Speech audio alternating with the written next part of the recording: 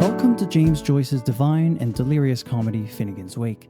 This episode, number 20, is a special one because joining us from his home in Ireland's capital will be translator Kenji Hayakawa, who is currently translating Finnegans Wakeinto Japanese. Kenji will share his insights into Joyce's last novel, and we'll hear him read excerpts from his translation alongside actor Richard Harte'sreadings in the original English. Hi, I'm Adam Seelig, and I'm the director of the Finnegans Wake film series produced by One Little Goat Theatre Company. Some good news to share: the complete film of Finnegans Wake Chapter 3 is now on our website and YouTube channel. Definitely give it a look and listen. And as I record this near the end of 2025, I'd like to ask you all, dear listeners, to support the work of One Little Goat Theatre Company. We're a non-profit, artist-driven, registered charity in the United States and Canada that depends on donations from individuals to make our productions, including this one, possible. So if you're able, please take a moment to make a tax-deductible donation through our website, www.onelittlegoat.org. Thank you on behalf of everyone involved with our productions. Finnegans Wake is a production of One Little Goat Theatre Company. For the next 5 years, One Little Goat will film and record all 17 chapters, roughly 30 hours, of Joyce's Finnegans Wake before live audiences in various locations, screening and releasing them along the way with the aim of completing the entire book in time for its 90th birthday, May 4th of 2029. One Little Goat Theatre Company is an official charity in Canada and the United States. If you'd like to support our work, please visit us online at www.onelittlegoat.org to make a charitable donation. To get in touch with us, you'll find our email address on One Little Goat Theatre Company's website, and we'd love to hear from you. I first heard about Kenji Hayakawa when DarinaGallagher at the James Joyce Centre in Dublin told me about him and his new Japanese translation of Finnegans Wake. So when actor Richard Harte and I were in County Dublin, Rush, to film Chapter 6 of The Wake, this was back in the summer of 2024, I thought I'd invite Kenji to be part of the audience. To my delight, he and his partner Lisa accepted. They schlepped out from their home in Dublin to our shoot in Rush, and 2 days later I made the corresponding journey from Rush to Dublin to meet up with Kenji. We spent an afternoon together with Kenji taking me to one marvelous bookstore after another, and the two of us have been in touch ever since. Before I share Kenji's bio with you, I'll simply say this about him. He's brilliant, and he's great fun. And I'll add, his knowledge and understanding of Finnegans Wake is awesome. I feel lucky to know him, and I'm thrilled he's joining us for this special podcast episode. Kenji Hayakawa is a translator and interpreter based in Dublin. Born to a Japanese mother and Irish father in Saitama, Japan, just north of Tokyo, he grew up in a bilingual family environment. After graduating from high school in Japan, Kenji attended the University of British Columbia in Vancouver for his undergraduate studies, and it was there that he started reading Finnegans Wake for the first time in a reading group run by Kevin Spenst. Following his graduation from UBC, Kenji returned to Japan, where he worked for several years before relocating to Ireland's capital to pursue a master's degree at University College Dublin, James Joyce's alma mater. While working in an office job in Dublin, Kenji volunteered for several years at Sweny's Pharmacy, a central meeting place for Joyce devotees. He is currently running a weekly live streaming program in Japanese called Reading Finnegans Wake, and working on his new Japanese translation of The Wake, which we'll discuss in a moment. In June of 2025, Kenji, together with Irish literature scholar Yuta Imazeki, co-founded the Japanese website Finnegans Web, which is where Japanese readers can now find Kenji's new translation of Finnegans Wake Chapter 2, published in October of 2025. And you can find a link to Finnegans Web on One Little Goat's podcast webpage. Welcome, Kenji. Thank you for joining this podcast as our very first guest. I'm delighted to be with your podcast, Adam. I admire the work you are doing with Richard, and I feel honored that I can talk about Finnegans Wake today with you. Thank you, Kenji. You're very kind. Let's talk about your new translation of Finnegans Wake, and I'd like to start with a little bit of background. This is not the first Japanese translation of Joyce's last novel. Could you please provide us with some background on the other translations that exist? Sure. So as you rightly pointed out, this is not the first Japanese translation.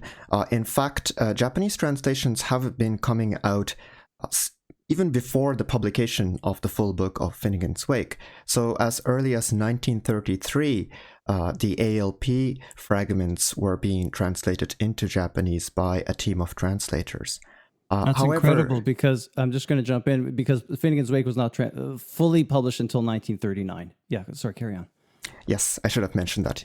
So in any case, in 1933, the first ALP fragment was translated into Japanese, and over the decades, a few translators have been translating fragments. However, the full book was translated for the first time by Naoki Yanase and published in 1993. Incidentally, this is the third language to have a full-length translation of Finnegans Wake at this time. So one could argue that Japanese was quite ahead of the curve vis-a-vis all languages in the world. So let's talk about your new translation. And if there are already translations that exist, and there's one translation of the entire text, I think it's a fair question. Why? Yeah, so, sorry, just to also add that another translation of the book, albeit in an abridged form, came out in 2004, translated by Kyoko Miyata, who is actually a Joyce scholar. And then in 2014, a revised full-length translation of the whole book was published by a small independent publisher called ALP Press. And this translation was done by Tatsuo Hamada, who is an independent translator, a retired biologist based in Japan. So quite a few translations out, 2 full-length translations, at least 1 high-quality abridged translation by a Joyce scholar, and then some fragments before that. So to your question of why do a new translation, well, the biggest reason is that compared to how translators were working in the 90s and the 2000s, or even before that, we have so much more resources as translators to consult. And also standards that translators are held up to are, I would argue, generally higher than a few decades ago, at least in Japan. So in this environment, it's actually more surprising if a translation done and published in the 80s, 90s, and 2000s still counted as adequate.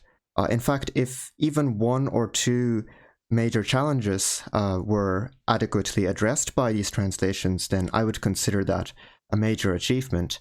Listeners should remember that, for example, Google search and Wikipedia were not in existence until the year 2001. In Japan, there is a major database called Japan Knowledge. This was not in service until 2001, I believe, as well. And then Fweet, the perhaps most famous resource for Finnegans Wake readers, was not online until 2005.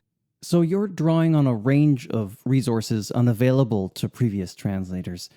Kenji, I'm interested in hearing you speak about this dialect-oriented Japanese translation that you're doing. In other words, the previous translations, and again, this is my basic understanding, and you can speak to it more elaborately, is that the earlier translations were writing or translating in a kind of nationalized Japanese language, whereas what you're doing is going back into dialects. You're almost translating this into a broader, more diverse version of Japanese rather than a standardized. Are you able to talk about that? Sure. So this is, as you point out rightly, the biggest innovation of my translation, and perhaps the most important one as well, in the sense that this is the element of Finnegans Wake, the original text, that was least adequately captured by previous translations, in my view. So to give the listeners a little bit of background, Japanese as a language was standardized in the late 19th century to up to around 1900 by the newly formed modern Japanese government. And then the second phase of Japanese language history after 1900 is the introduction of the national language subject into compulsory education. Until that point, Japanese was just a hodgepodge of diverse dialects. Some scholars argue that there were hundreds of different dialects, and even today they're categorized into at least 18 different categories of dialect. So very diverse and chaotic hodgepodge of different dialects. And then after 1900, with the introduction of national language into compulsory education, basically everyone living on the Japanese archipelago were encouraged to use standard Japanese. Again, there's a wonderful book by, I believe, Patrick Heinrich called The Making of Monolingual Japan. So those who are interested in this history, I strongly recommend this resource.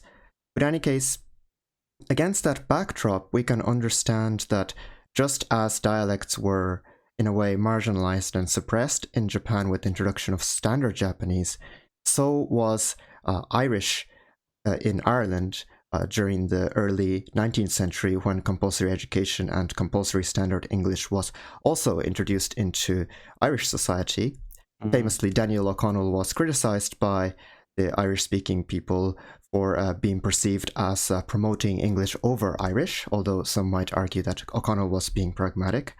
But in any case, there was a parallel suppression of Irish in Ireland with the infamous tally stick system, where children were made to wear these sticks, and every time they spoke Irish when they're supposed to speak English, their stick will be marked with a cut, and they'll be punished according to how many cuts were on this stick, an bata scoire in Irish. So we have these parallels, and I just wanted to, as it were, take advantage of this historical contingency and really pack the translation with non-standard dialect terms to the same density that Joyce packs the original text with non-standard English dialect terms, as well as Irish and other foreign languages, also minority languages in Europe. So what I'm understanding about your translation is that rather than this monolingual approach, you're taking a polylingual approach, and it really does match Joyce's approach. He did not write Finnegans Wake in English. He wrote it, as I've been saying for a while now on this podcast, in a dream language, which I would call, rather than writing it in English, writing it in languages or writing in a language. And in the same way, you're not translating into Japanese, you're translating into Japanese's plural. And that is amazing. And yet, it's not possible that you, Kenji Hayakawa, speak 18 dialects. How do you then incorporate these dialects if you don't speak them all? And by the way, I should also say Joyce did not speak all 64 languages, living and dead, that are incorporated into Finnegans Wake. So it's maybe not the fairest of question. Nevertheless, I'm curious about your relationship with these dialects. Right.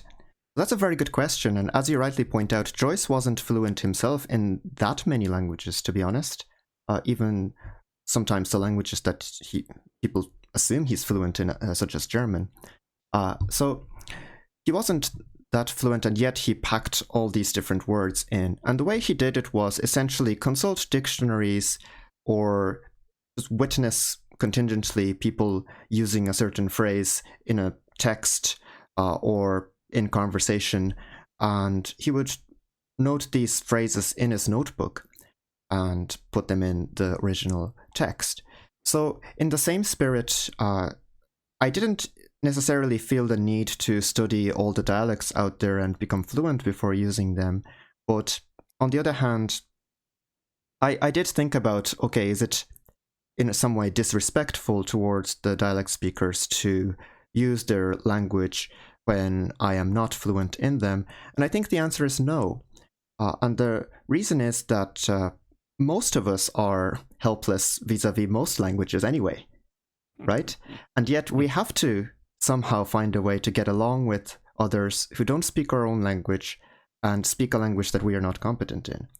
So this is a very interesting negotiation as a translator, to try and incorporate languages that I don't understand in a respectful way, but also not discouraging myself from doing that. I guess one guiding principle was sound. So when Joyce puns across multiple languages in a word, I would often try to pun between a standard Japanese term and then a few dialect terms, and then on top of that, the phonetic texture of the resulting neologism. And insofar as the dialect term allowed me to construct phonetically interesting terms, then I would tend to prioritize using that particular dialect over the other dialect terms. And these dialects you're drawing from a database, as I understand. Can you just give us a sense of that database, where it comes from, how you access it? So the database is called Japan Knowledge, which I already mentioned. But basically, it's a vast database of different dictionaries in Japan, which includes the Japan Dialect Dictionary. And essentially, I can enter a term and then look for entries that contain that term. So, for example, I could say light, and all the entries that contains the word light would come up. And this would include a list of dialect terms for light. And then I would look for the exact term in that list that would serve my purpose. So as you can see, this is a very handy tool, not available to any of the previous translators. And quite frankly, without this kind of tool, I don't think it's practical for any translator to draw on this rich resource of different dialects. Wonderful. Well, speaking of light, let's get to some lightning and thunder. Let's first hear Richard Harte reading the third thunder word in Finnegans Wake. It's one of the 10 extraordinary 100-letter words in the novel. This one occurs in Chapter 2 before the Ballad of Perce O'Reilly, when a crowd has gathered to hear the salacious balladeer Hosty deliver his scandalous takedown of the protagonist HCE. And in this thunder word, there's this amazing kind of clapping from the audience that combines with crapping in light of the shitstorm, if you will, that's about to go down. Here's Richard delivering that thunder word. Have you heard? Some ha. Have we wear? Some hat. Have you heard it? Others do. Have we wear it? Others don't. It's coming. It's brumming. The clip. The clop. All class crash. The click cack lack cack lass cack clop as class cack batter creppy crotty grata semi new with a ploddy cup of comp.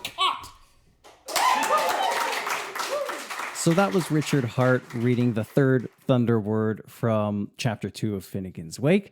And yeah, curious ears are wondering, how does that sound in Kenji Hayakawa's new Japanese translation? All right. Let's see if I can do this justice. 熟練の練の王、聞きここ、あるもおる。聞かれどこ、ないもおる。聞きかこここ、他はある。聞かれかこどこ、他はない。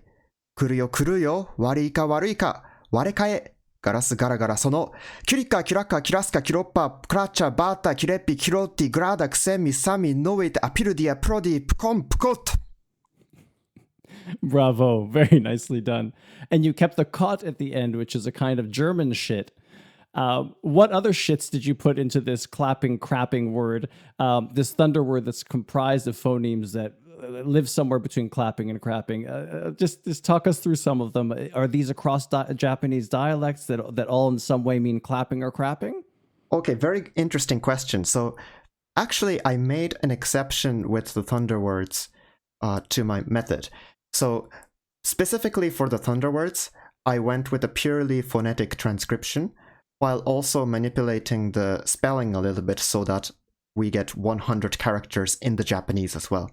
So as you have just heard, the thunder word starts with kyurika, kyuraka, kyuraska, kyuroppa, which is pretty much exactly the same as the original, which is kurika, klaka, klaska, kloppa. And then it ends, as you said, with pkom, pkot, which is, again, Richard went pkom, pkot. Exactly the same. And the reason why I took an exception with the thunder words and went with the purely phonetic transcription is because I see the thunder word as transcending any kind of national language. to me, the Thunder word is closer to a magic incantation rather than something that had to be semantically translated into Japanese. The other idea I had with the translation here was actually inspired by a Joyce quote. Again, I'm terrible at remembering these things exactly, but if I remember correctly, then Joyce said something to the effect that he hoped that if someone in, let's say, Ogoniland picked up his book and found a local river name in Finnegans Wake and smiled at the fact, then he would have been glad to have written the book. So in the similar spirit, to me, if someone masters the Thunder word in this Japanese translation and is able to read it out loud to, let's say, an Irish audience in an Irish pub setting, and the Irish audience, even though they don't have a word of Japanese, recognize this Thunder word, then this is an example of the work transcending national linguistic borders and actually connecting people. Conversely, as a translator, I want the Japanese readers to be curious about other languages. So by reading this Thunder word, which is essentially nonsense in Japanese, most readers will immediately notice that it has some kind of meaning in the original, but not in this Japanese version. So, well, what does it mean in the original? And they will learn a variety of different ways of saying, excrements and clapping and so on. And again, this experience of reaching over to another language, another writing system, and learning about that language on its own terms is an experience that I do want to encourage through this translation. So those were some of the motivations behind this choice. I think it's lovely that you have this transcendent approach that at the same time you're moving across Japanese dialects, you're working polyvocally, polylingually within one language, and then you're also working beyond the borders, which is appropriate for a natural phenomenon like thunder and lightning, which of course is truly universal. So that's a brilliant and inspired choice for sure. Well, I'd love to turn to another excerpt and hear some more from your translation. It's wonderful to hear, Richard, right before your translation, I can really start to hear some of these rhythmic semblances and affinities. So let's take it away here. We'll hear another excerpt from Richard. This is also from Chapter 2, which you have translated, Kenji, and we'll talk about that in one moment, why you started with Chapter 2 rather than starting with Chapter 1 of Finnegans Wake. First, let's give a listen to page 39, lines 2 to 13, roughly the top of page 39, where what's happened here in Chapter 2 is we've been introduced to HCE, and the rumor mill is spreading wildly already at this point. He had an encounter with a cad. The cad went home, told his spouse, and there's a kind of rumor about HCE, salacious rumors. Again, I keep coming back to that word because there is really a lot of sin that's associated with HCE. These are alleged sins. Did they actually happen? We're not quite sure. But what we do know is that Joyce is really interested in the movement of language, and language does not move any faster than when people are gossiping.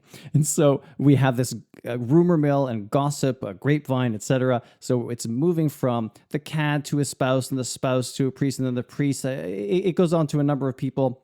We then get to Philly Thurston, I think, is heading to the racetracks, if I got that right. And now we're at the top of 39. And now the rumor is spreading so quickly, it takes on a quality of horse racing. That's the speed at which it's moving. So this horse race, we're at the horse races now. We're going to hear Richard read the top of page 39 from Chapter 2 of Finnegans Wake, and then we'll hear Kenji. Okay, take it away, Richard. During a priestly flutter for safe and sane bets at the hippic run fields of Breezy Baldoyle on a date, WW goes through the card, easily capable of remembrance by all pickers up of events national and Dublin details, the doubles of Perkin and Pollock, Peer and Prole, when the classic Anchorage Hackney plate was captured by two noses in a stablecloth finish, heck and neck, Summonum, Hevelo Nevelo, from the Cream Count Boy Cromwell, after a clever getaway by Captain Chapman, Blount's Rogue, Henny St. Dollock, Robert Coxon, Nondebic third, and breakneck odds, thanks to you great little bonny little porty little Witcher, you're all their nappies, who in his never-lit, molded, popular cap will surely leaves unlike any other fantomweight that ever toppled our timber maggies. So that was Richard Hart reading the horse race, if you will, page 39 of Finnegans Wake. Would love to hear your version of it. And maybe, why don't we just get into it, and then we'll talk about how you actually rendered this. So Kenji Hayakawa, this is your new translation from the Japanese, page 39 of Finnegans Wake. All right, here we go. 僧侶の手遊びにと安心安全な駆け押しに、哀風そよぐバルドイルのヒッパラ草原へ行ったその日は、WW 氏がそうなめ、イベントナショナルやダブリンディティールを漁るものなら、誰にでも簡単に丸々思い出せる。ダブルはペイキンとパウロック、ピアとプロレ。クラシックのイケイケハックリン賞は、急カーブで鼻差の決着、わずかに耐えた金融絶務、競輪剤臨在。月毛の小馬ボールドボーイクロンウェルを退け、巧みに逃げ切ったのはキャプテン強化士ブライアントのアラヒニー・セイント・ダロック。ドラマ国村3番手の波は猛烈なオッズ、その発端がこの小さな巨匠、この小さなボニー、この小さなサクキ、ウィニー・ウィジャー抜きんでる抜き。この泥紫の破れん坊、ファンタム級で早まぎをピピッと乗り越えさせたら、他を何リーグも引き離す。紛れもない異彩。Fantastic. That is great. Kenji, how did you go to the races? Did you lose a lot of money in order to translate this passage? How did you get that sound? So fortunately or unfortunately, because I'm based in Dublin, I couldn't, literally fly to Japan and go to a Japanese horse race. But I did feel that listening to horse race commentary in Japanese will greatly help me in rendering this in the right rhythm. So I listened to about, I think 1 hour of non-stop horse racing commentary in Japanese over and over again. So in reality, I probably spent a few hours listening to it. But what I noticed was that in horse race commentary, it's almost like, as you said in the introduction to this clip, that the words and the intonation follows the rhythm of the race itself. So when the race heats up, the commentators also become more lively and articulate. When the race is slow, or when there's an obvious outcome, let's say, then the commentators less lively, maybe a little bit more calm and composed, reflective. So in this example, it's very clear that Winnie Widger is somewhat of a surprising winner. At least the characters who are depicted in this chapter seem to have failed to predict Winnie Widger taking the cup. So the commentators are clearly quite taken aback by this. Nonetheless, they're very excited. So I just wanted to capture that excitement, not only in terms of semantics, but also in terms of the intonation in Japanese. Love that section, and I love it in both languages. And I want to just ask you that question, as promised. Chapter 2, why did you start with Chapter 2 and not in the obvious place, which would be to begin translating Finnegans Wakeinto Japanese at Chapter 1? Very good question. And the short answer is that I felt that Chapter 1 misleads readers into thinking that this chapter is paradigmatic of how the rest of the book is written. So what I mean is, Chapter 1 is very special. And it has a distinct style, very complicated structure. So an earlier version was written quite early on, I think 1926, 1927, if I remember correctly. And originally, when Joyce was writing Book 1, he planned to begin with Chapter 2, not 1. Right. And then he wanted the book to have 6 chapters, not 8. And the 2 chapters that were not in the book originally were Chapter 1 and Chapter 6, the quiz. Right. So in a sense, you're following his natural instinct, which was to start at what is now Chapter 2. That was going to be his beginning, but instead he added this Chapter 1. And again, for shorthand, I'm calling it an overture that sounds many of the themes that we will hear later in the novel. Is that then a fair answer to your question, that's why you started with Chapter 2? You feel like that's kind of maybe a way in for both you as a translator and for your readers? Yes, that's correct. And also, if the readers start with chapter 2, then they will, as it were, in my view anyway, more accurately understand the rest of the book as following actually quite a intelligible narrative structure. So that might be a surprising claim for those who start with chapter 1. However, chapters 2, 3, and 4 comprise what's commonly called the Humphreyad, and they do have a very clear narrative structure. And then chapters 5, 7, and 8 also each have a very clear theme. So ALP's letter for chapter 5, Shem's, as it were, self-flagellating autobiography as narrated by Sean in chapter 7, and then finally the two washerwomen gossiping about ALP in chapter 8. So if we pulled chapters 1 and 6 out of book 1 of Finnegans Wake, and anyone who wants maybe to cut back on some reading and get through this a little faster, just take out chapters 1 and 6, no big deal, you're going to be fine. Kenji, can you give us a window onto your translation process? What goes into translating, let's say, a page of Finnegans Wake? So it's not my sole effort. Yuta Imazeki, the Tokyo-based Irish literature scholar, is a close collaborator of mine, and he checks not only the translation but also the notes that are made in preparation to the translation.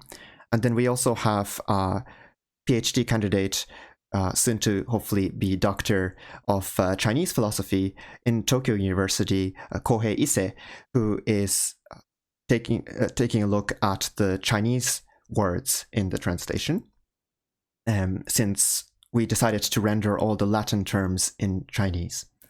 And basically, the starting point for me for translating this book is the weekly live stream program that I've been running now for over 3 years, where essentially every Friday we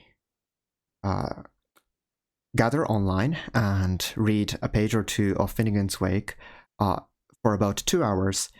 And again, I draw on all the online resources to decode the text, and participants can write and share their interpretation in chat. We generally have a very productive and fun conversation every week. But that's step 1. And then step 2 would be preparing the notes with Yuta on a more detailed series of notes describing what's referenced in the text. And here we go a few steps beyond the usual resources such as McHugh and Glasheen and so on, but we also draw on material directly available on archive.org, wonderful website by the way. And we use Wiktionary a lot as well.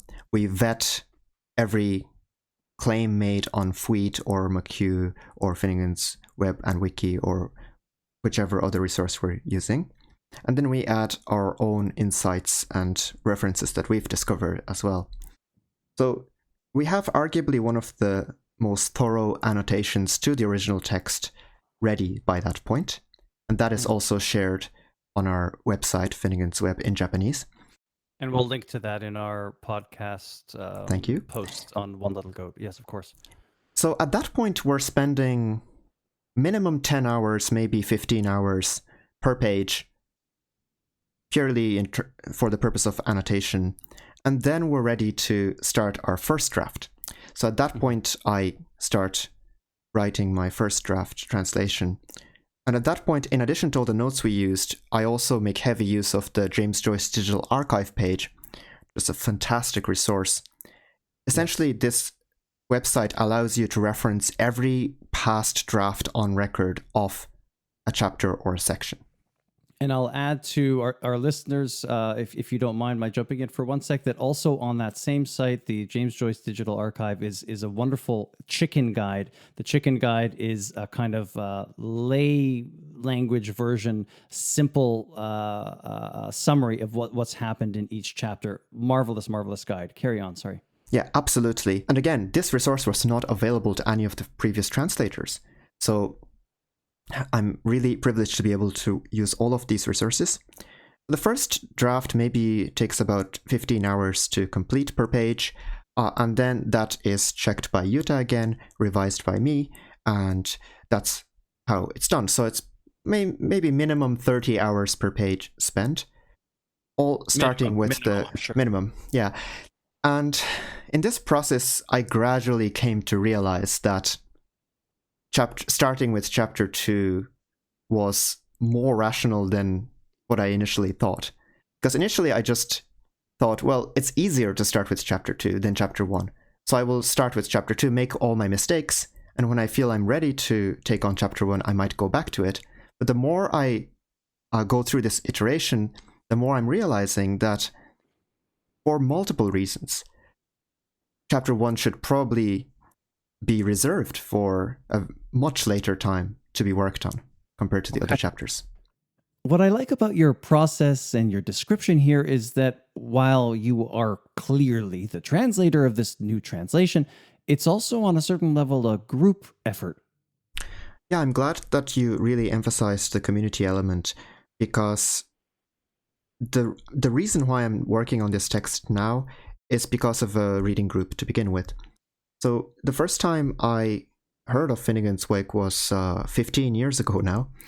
Goodness, in Vancouver when I was still doing my undergrad at UBC Vancouver. And I was one day listening to NPR on my bike, and the program was interviewing Kevin Spence, a local poet. And Kevin said that he's running this monthly reading group of a book called Finnegans Wake, and they're spending a month to read 3 pages tops, maybe even 2. I was thinking, well, that is quite extraordinary for 2 reasons. One is NPR interviews reading group organizers. That's awesome. And then secondly, this reading group is going to spend, according to them anyway, 17 years reading one book. How does that work? I picked up a copy of Finnegans Wake in the library when I got to campus and understood that, yes, indeed, probably takes 17 years to read this thing. And for some reason, I bought and brought the Japanese translation of Finnegans Wake to Vancouver at the time. I think I just bought it because it was a famous translation and I wanted a copy. But I had no idea. I mean, I hadn't opened it, and I had no idea what was written in it. So I go to this reading group, and everyone's so nice. Amy Logan, Kim Cook, and Mark Logan and others. And basically, they welcomed me with open arms, and there was a multilingual exchange, right? So someone would understand German, others would know a bit of Greek. I believe Kevin had the French translation of Finnegans Wake at the reading, so we had a bit of French input there, and then I had my Japanese translation. We weren't scholars, so we weren't debating whether anyone's interpretation was plausible or whether one was better than the other, but we were more just sort of sharing what we saw in the text. Mm-hmm. And this was a surprisingly satisfying experience. Yeah. So that experience stuck with me, and every other reading group I've been a part of or organized essentially is in the spirit of that reading group in Vancouver of Kevin and Amy and so forth. Yeah. I mean, few books kind of not only make an impact on you personally, but also make an impact on community in that way. And again, by putting this translation on the internet, I hope many people across the country in Japan to access this text and hopefully start their own reading groups and see if something comes out of that. Yes. Yeah, so that's kind of where it's at. Fantastic. Well, why don't we take it to another excerpt from Richard, followed by Kenji's translation of Finnegans Wake. And I'm thinking that it would be fun for us to hear the Ballad of Percy O'Reilly. And why don't we play the first stanza, the first verse from Richard's recording, and then we can hear that first verse in Kenji's new translation. The Ballad of Percy O'Reilly.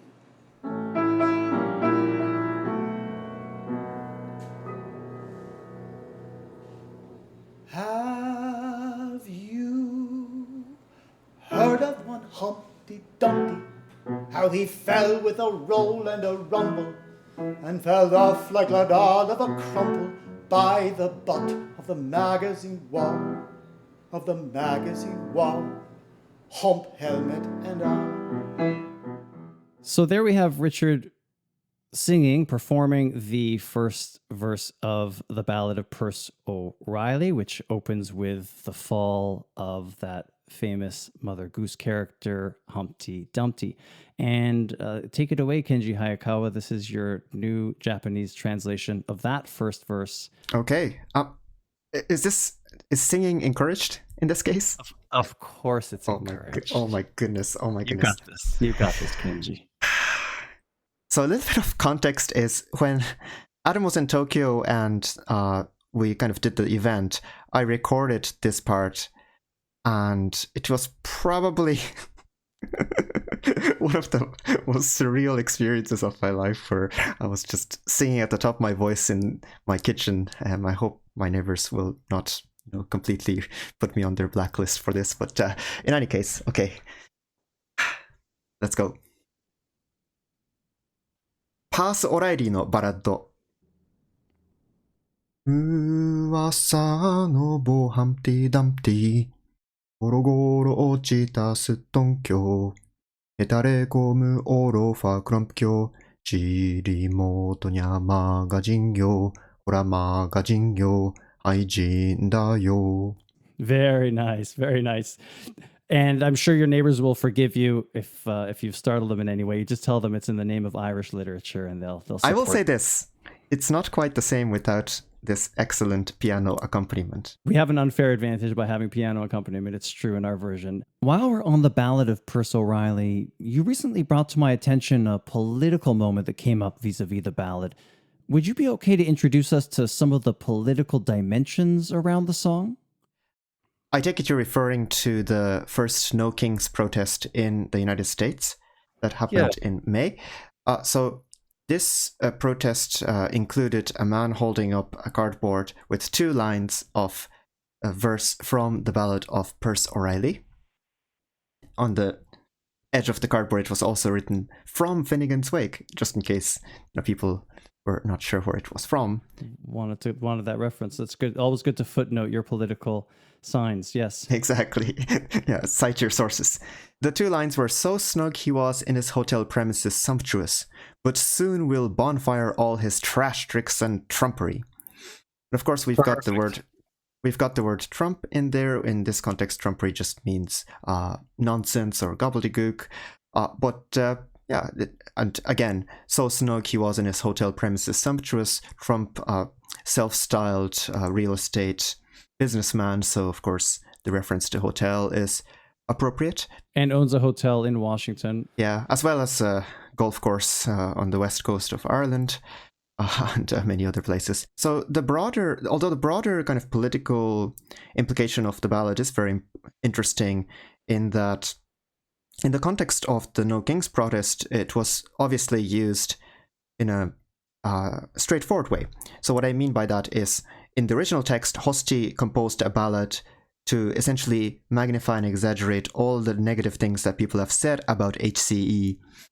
And given that HCE is thought to have been born in the UK, in Sidlesham, that he's presumed to be British. In fact, he says, British to my backbone tongue. So, presumably he speaks British English. So there is this HC, the quintessential British figure, being arguably slandered, but perhaps a grain of truth in that as well, by all the Liffey side people, as Joyce calls them, so all the Irish people. And Hosti is a representative of this Irish Liffey side crowd, who all seem to take a bit of a they get a kick out of slandering HC, the quintessential British figure. But Joyce is also making fun of Hosti by showing how essentially a whole nation is united to go after this one helpless pub owner in Chapelizod. So as a reader, we're not sure how we're supposed to feel about this ballad. I mean, on the one hand, yes, it's a criticism of British colonialism and imperialism and all the violence the British have done in Ireland and all the rest. But on the other hand, it's also a criticism of a kind of a reactionary nationalism by the Irish people who kind of define themselves in a negative way vis-a-vis something that they all reject, namely British rule and British culture and so on. So in the No King's case, it's taken in the straightforward way of, oppressed people protesting against this kind of arch enemy, But in the original text, the act of composing this song is also being made fun of. So Joyce is not saying, everyone should just be up in arms and compose rands to curse the leader. So he's able to play it both ways. He's at once able to enjoy the radical spirit behind taking someone down on the one hand, and at the same time lampooning or parodying that and recognizing how fatuous or kind of how much hot air there is sometimes behind that as well. Yeah. And again, I think Richard's performance of the ballad encapsulates both aspects very well. I agree completely.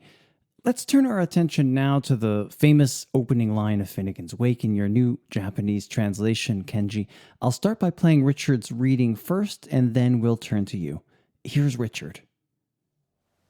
River run, past Eve and Adams, from swerve of shore to bend of bay, brings us by a commodious vicus of recirculation back to Hoath, Castle, and environs.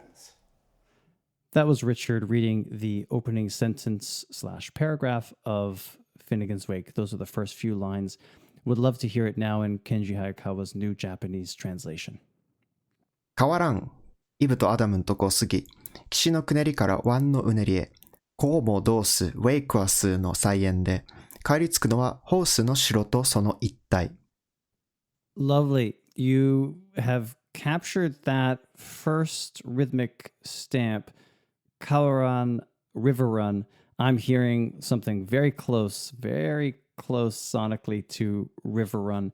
Well, there are several things to note. So firstly, the original word river run sounds very natural in English. So we immediately know that we're talking about a river that is running. And then we have all these secondary connotations in French. We have dreaming, river, and in Italian, return or riverano, and so on.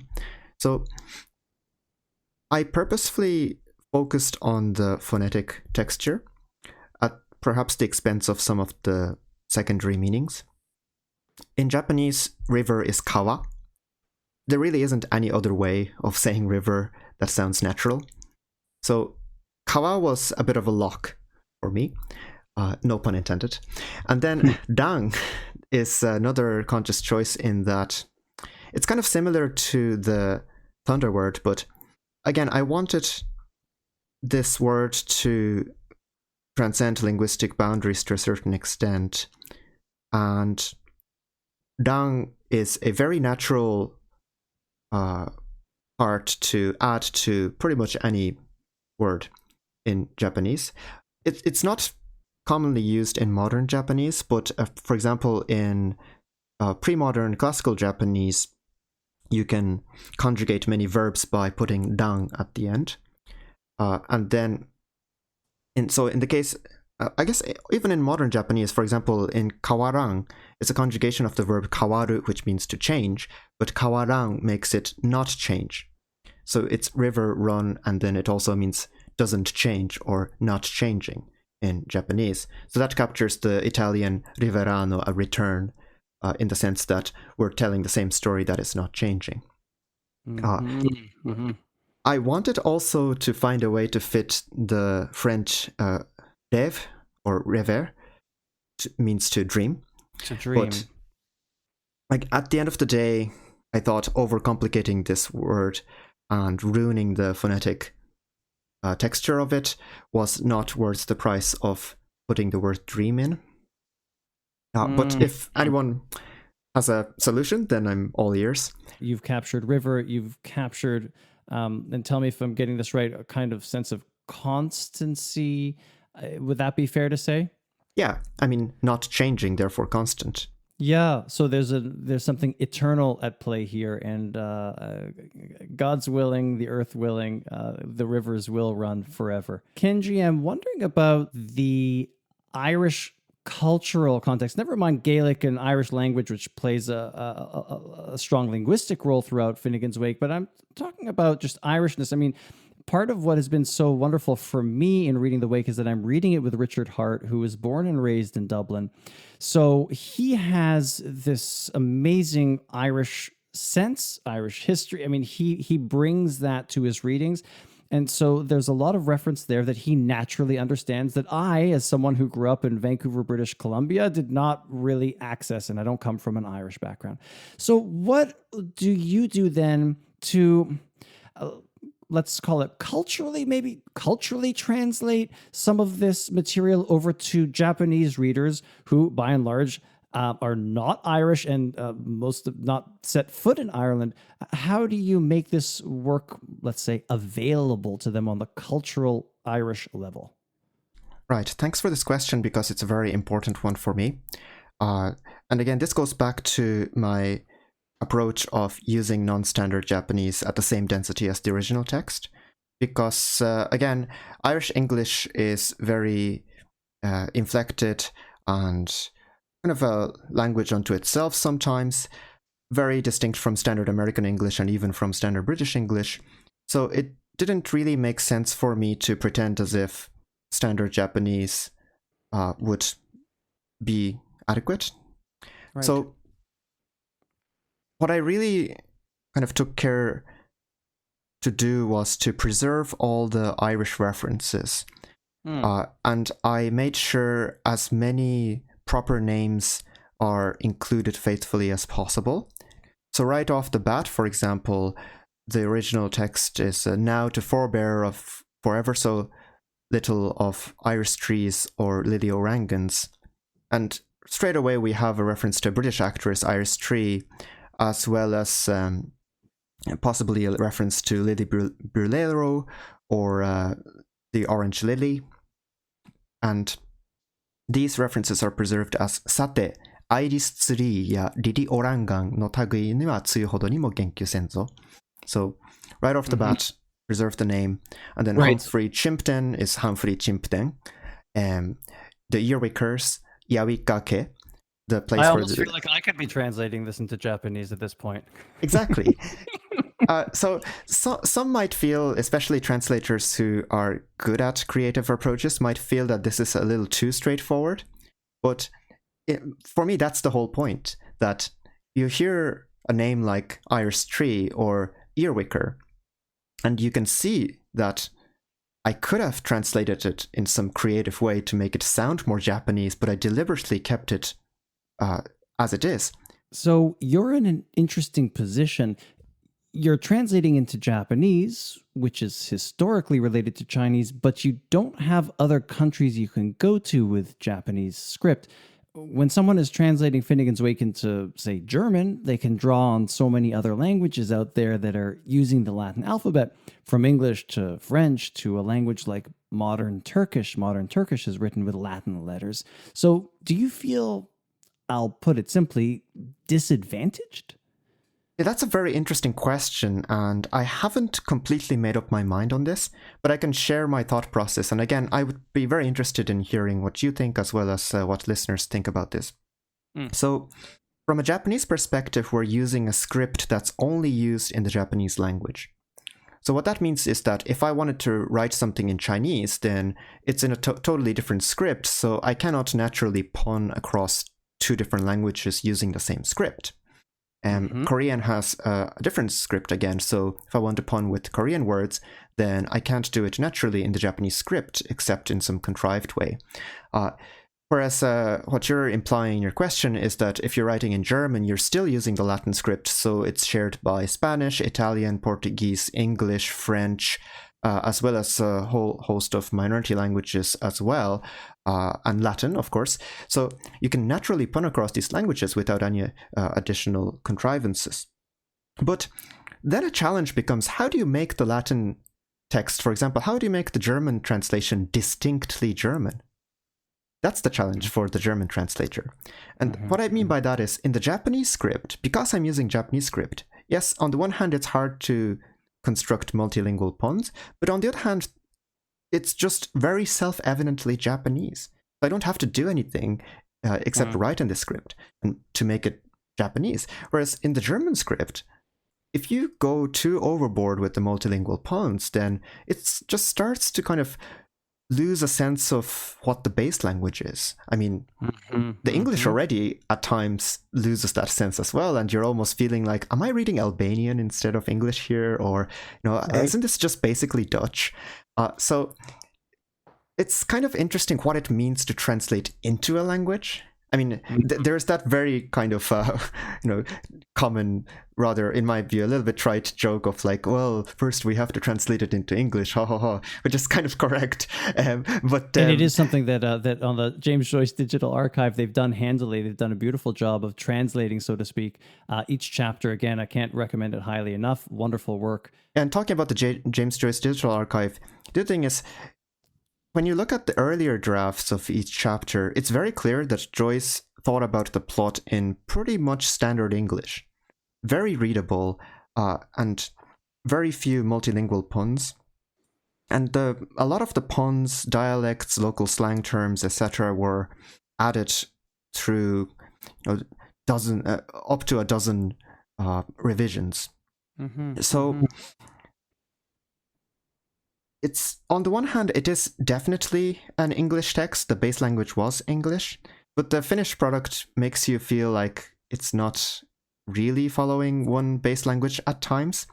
And to say that, okay, now I'm translating this into German or Italian means you somehow have to make it feel like the base language is German or Italian. And that is a distinct kind of challenge that a Japanese translator or a Chinese translator might not necessarily face. So in a certain sense, you have an advantage over those Latin scripts of German, Spanish, and so on who are translating Finnegans Wake, and good luck to them all. My well wishes go to these translators as much as yours, Adam. Kenji, it's been a pleasure having you on this podcast. Our very first guest. I'm honored that you joined and thrilled that you're making such extraordinary headway with this new Japanese translation of Finnegans Wake. I learned so much about the texts from conversations with you. I hope people have enjoyed, likewise, hearing some of your insights into your process and into the novel more broadly.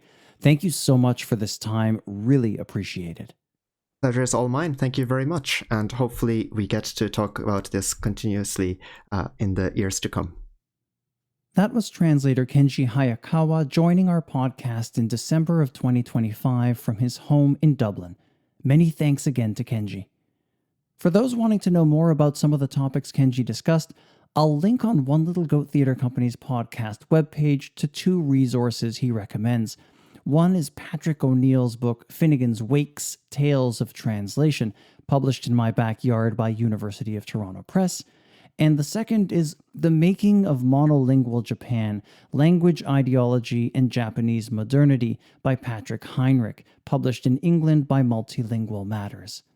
I have, of course, also linked to finneganswake.net, where you can find Kenji's Japanese translation of and annotations to Finnegans Wake. Join us on New Year's Day of 2026 for episode 21 to hear actor Richard Harte continue his reading/performance of Chapter 4 of Finnegans Wake. In the meantime, I'm wishing you all peace and health for 2026. For more on One Little Goat's Finnegans Wake project, including transcripts of this podcast and the complete films of chapters 1, 2, and 3, visit our website at onelittlegoat.org. And to hear about upcoming performances and screenings, join our mailing list, also on our website. One Little Goat Theatre Company is a non-profit, artist-driven, registered charity in the United States and Canada that depends on donations from individuals to make our productions, including this one, possible.